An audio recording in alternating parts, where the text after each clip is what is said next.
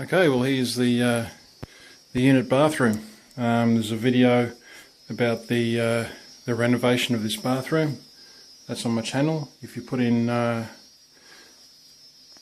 something like unit bathroom renovation or something like that, you should be able to find the videos of the work done. Okay, so what's happened is over a couple of years mould had formed on the ceiling. I treated that by using oil paint with anti-mould additive in it, and I gave it a few coats, and so that's treated. But what's happened is there's two cracks. There's a crack going through here, and it comes around here and goes through to the door. I'm not sure, I think I could have just used tape and just tried to quickly bog it up. Of course, when you take shortcuts, it never works out. So what I've got to do now is when the unit's finished and I'm living in it, I have to cut this out. I have to put a piece of sheet behind, and we call that a back block here. So it's just a matter of getting sheets and putting it up behind with probably plaster and with a nail, and just pulling it tight and letting it go off, and then setting it.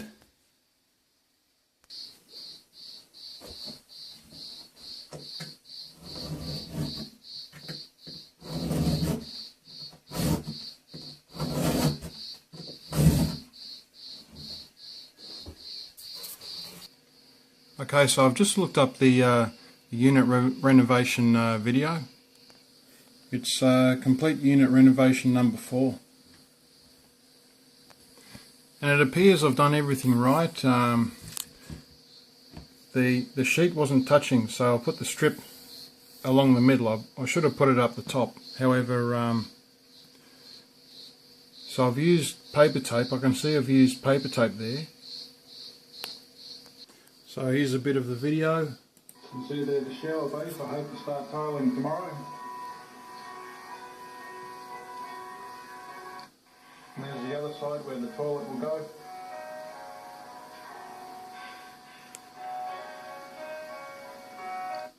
I intend to just tile this wall here, as well as around the shower base.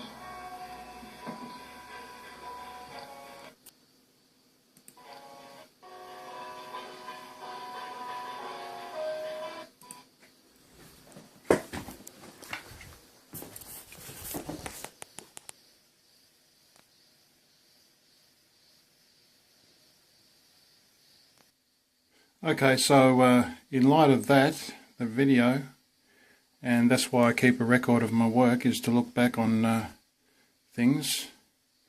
This has actually been done properly, so, and yet it's cracked, you know, so I might just try and, yeah, I think I know what's happened here. They sell a special paint on join sealer for wet areas. Unfortunately, I've used it to seal up the join. So you put 2 base coats on and 1 top coat of a chalk-like compound, and then you seal it with this wet area sealer. Well, when I've done that, what's happened is the paint and some of the plaster hasn't bonded with it, and you can see there it just peels straight off.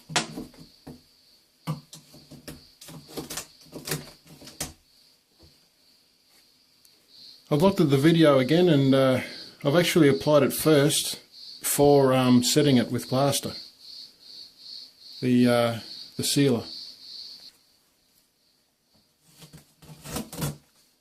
So that's the paper tape, and it won't bond to it.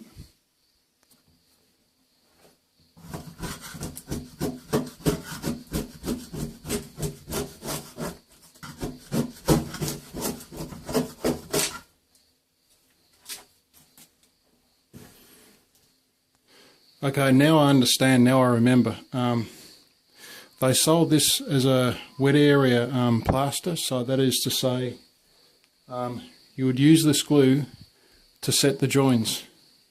So it was like a wet area join sealer. So you put it on like plaster, and you bed your paper tape into it, and that's your join instead of plaster. And what's happened is it hasn't worked. The tape hasn't really sealed with the glue plaster, and the water's interacted with the glue, and it's sort of peeled away at the edges. So it's the join's failed. You can see the glue's peeling away from the cement sheet.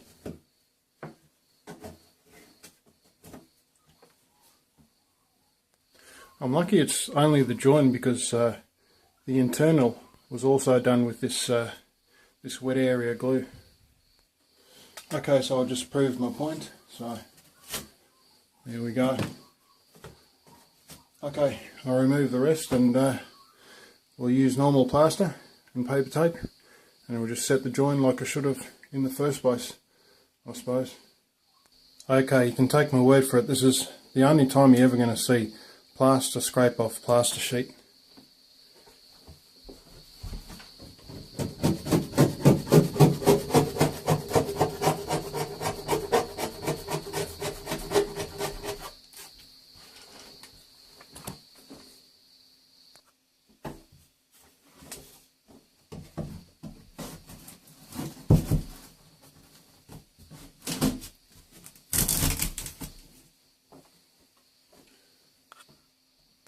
I can't really think of anywhere where you can use this sealing glue.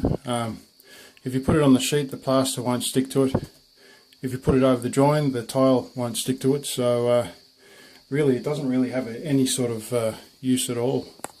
But I find that this is better for scraping the glue off the sheet, off the join. This type of thing won't really work. So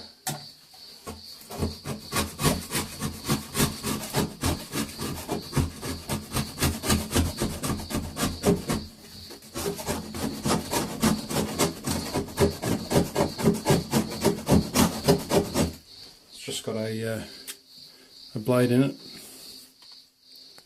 Okay, so it's all ready to go, ready to apply plaster.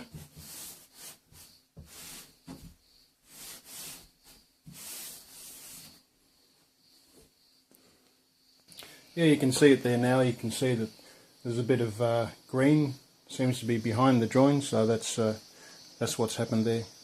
Knowing what I know now, I wouldn't put it on top, because I don't think that the tiles would bond to it. Okay, there's a bit of a gap in the join now, and I'll be pushing plaster into that gap. That'll create a bond, and probably won't be as much movement. I don't know, maybe the two sheets were moving, causing the plaster to move or stress, and it's given away on the glue.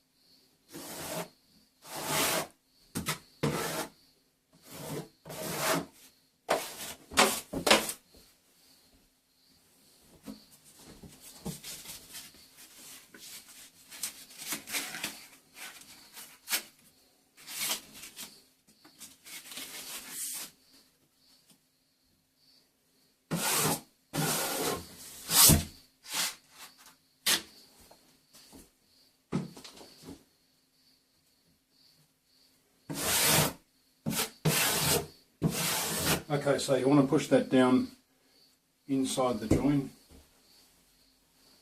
the poker tape.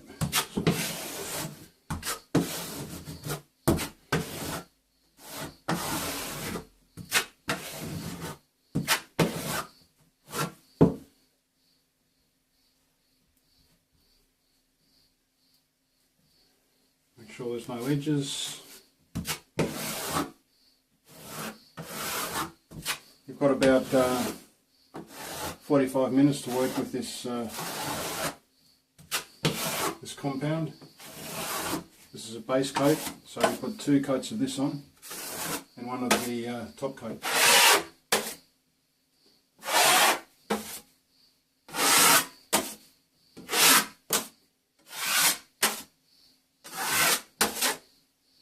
So I'm just pressing on the bottom of the paint stripper, and the top flares out. That's how you do the edges.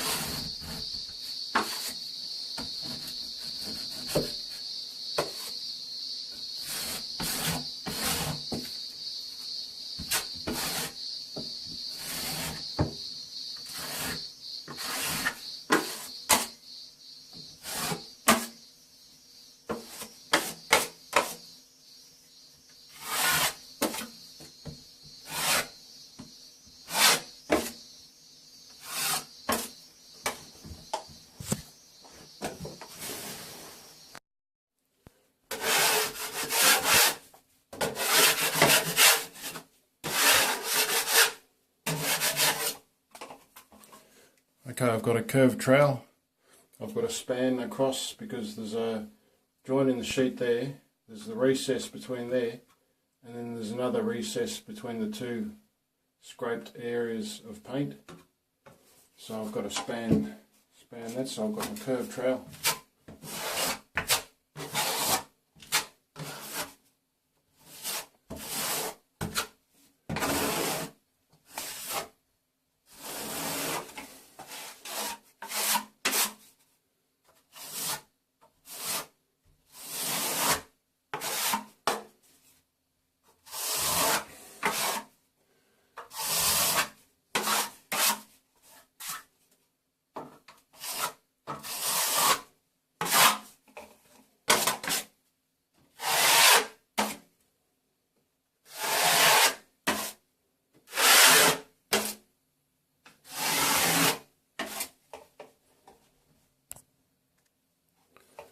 Try and tidy up the internal there.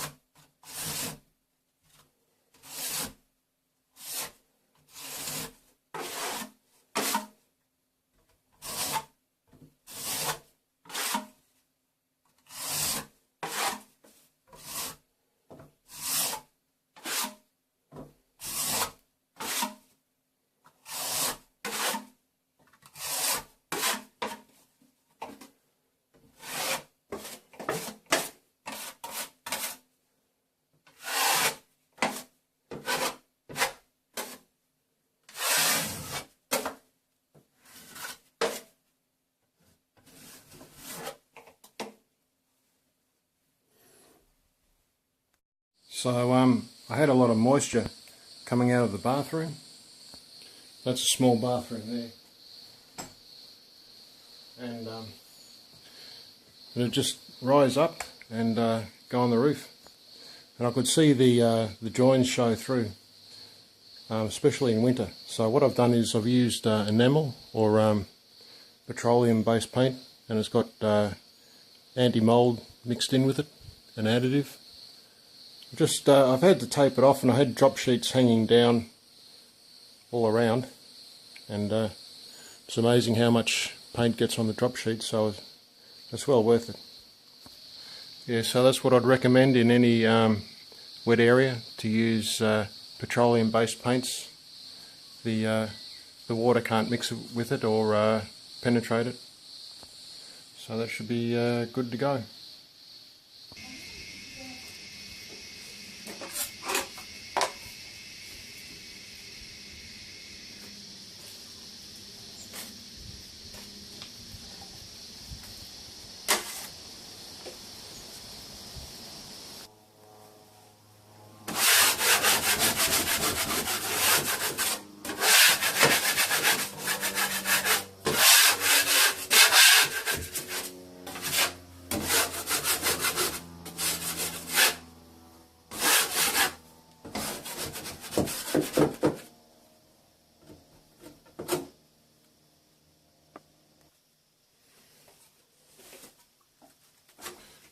I want to keep the join as small as possible and create the least amount of dust in the room. So I don't want to get a big trowel and just sort of have it, you know, too large. Okay, so I'm just scraping off any excess, anything sticking out.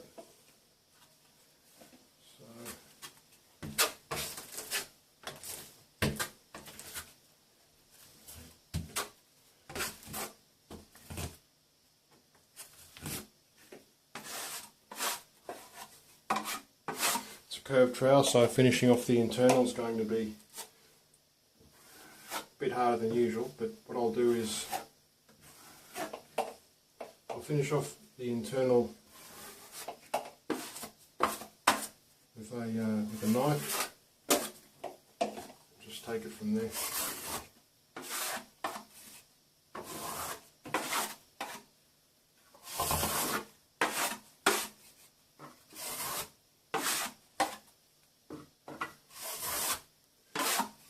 I used to be a plasterer, or in the United States they call it a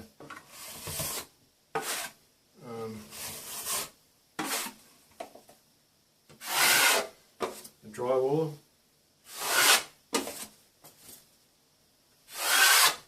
For many years.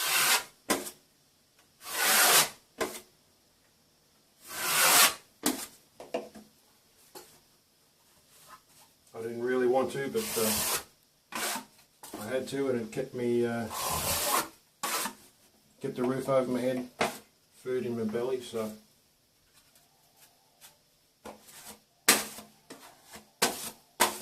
I've moved on now I'm a driver.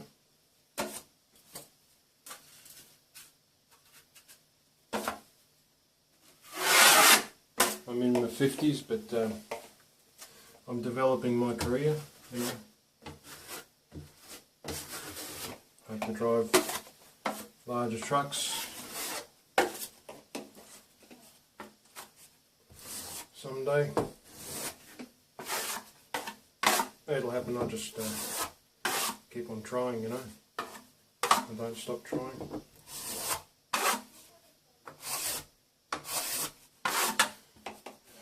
Okay, feather the edges.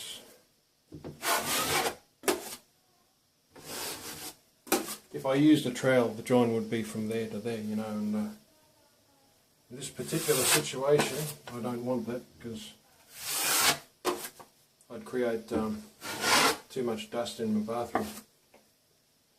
So I'm going to attempt to neaten up the internal there, so the sanding block will finish that.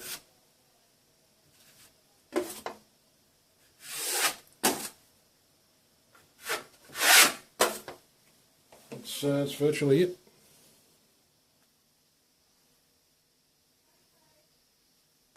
Okay, so I suppose this is a bit like a short version of how to do plastering.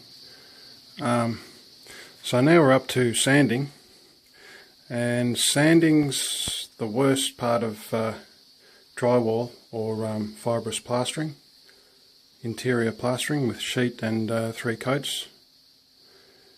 Okay, so I've got everything covered up because the dust just gets absolutely everywhere. You always wear lung protection especially, and eye protection, and cover everything up. It's well worth it.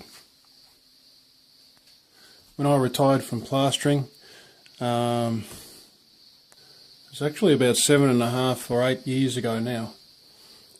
They just brought in affordable sanders, electric sanders, and you hook that up to a vacuum, and that saved a lot of work, because nothing worse, you know, you buy a house, shift in, and then the any extra work that's got to be done, or quality, you know, fixing quality of work, and the dust would go everywhere.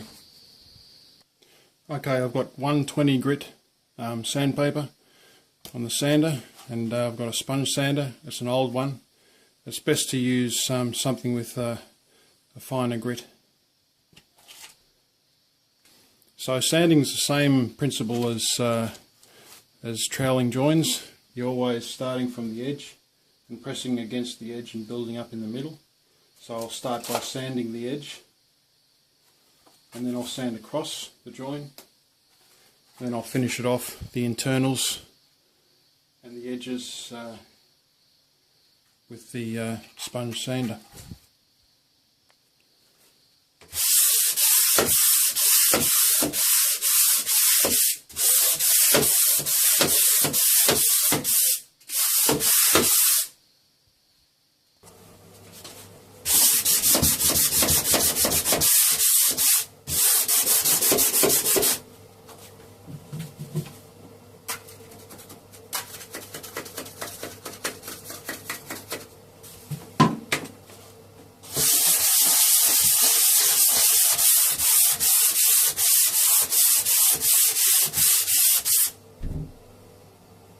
Okay, it's a bit hard to film because I've got the door closed because I don't want the dust to go into the room. So I hope I'm not blocking too much video.